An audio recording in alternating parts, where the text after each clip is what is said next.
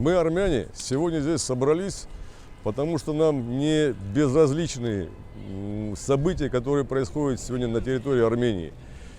В России проживает 3 миллиона армян. Мы все переживаем, мы понимаем, что армянская апостольская церковь является основой армянства и той силой, которая сделала Армению в свое время великой. Сегодня продолжаются нападки на армянскую апостольскую церковь. Мы выражаем протест и хотим, чтобы армяне всего мира обратили на это внимание и что-то начали делать.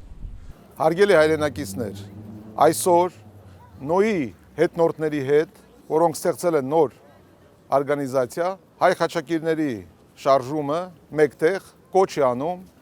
Փաշինյան, դու ամբողջ աշխարհի վրա հայ համայնքի հետ հանդիպում ես։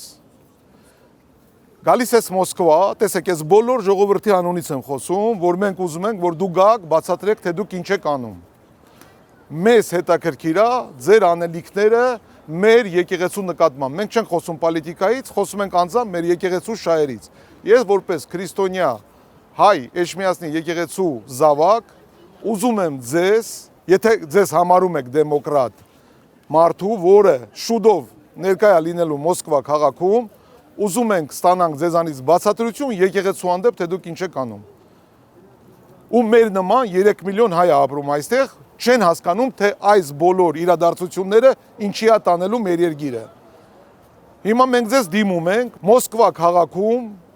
սպասում ենք քեզ մի շարք հայ ժողովուրդ, եթե կուզեք եկեղեցում, եթե վախում եք ամենտեղ միլիցիաներով եք գնում, մենք ձեր բեզապաստը կապահովենք, կբերենք ամոն, կբերենք սոբր, որ դուք չվախենաք, որ գաք ժողովրդի հետ հանդիպեք։